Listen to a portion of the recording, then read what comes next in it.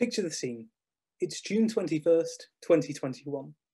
All COVID restrictions are over and you can finally meet as many of your friends as possible.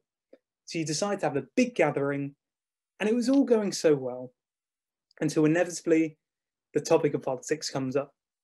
Now, one of your friends turns to you and goes, "I like Keir Starmer. He's better than the last guy, isn't he?" One of your friends interrupts as they overheard it and they go, "Well, I don't like Keir Starmer. I thought Jeremy Corbyn was a good opposition leader."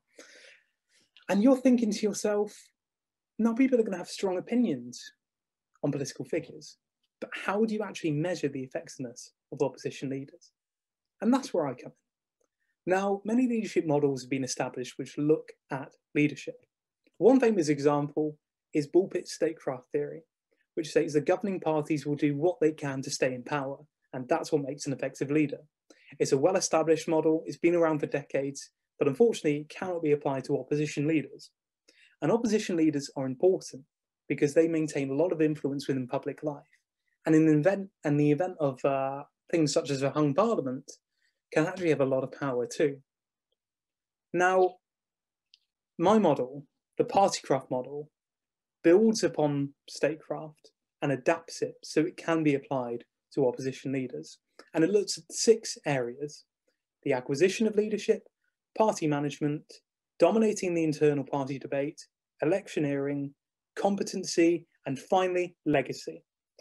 Each aspect is looked at in great detail to define whether or not an opposition leader is effective. And one case study to look at is when Jeremy Corbyn was leader of the Labour Party from 2015 to 2020. His supporters will point towards the 2015 leadership election when he was a 200-to-1 outsider, but won by a landslide. How a hung parliament was forced in 2017, and how he managed to mould the party in his direction broadly. Whilst opponents will say, actually, the 2019 election defeat was devastating for Labour. There was a changing Brexit position which seemingly alienated both sides, and he divided the party to the point where a new party, Change UK, was formed. Partycraft will take every aspect of his leadership on board to define whether or not he was an effective leader, but it can't just be applied, or won't just be applied to Jeremy Corbyn. Partycraft can be adapted and can look at any opposition leader, for example, William Hague or Ian Duncan Smith. So it fills a research gap, it will look at whether or not Jeremy Corbyn and other leaders are effective, and indeed, it can help you when you and your friends are arguing about politics in the pub.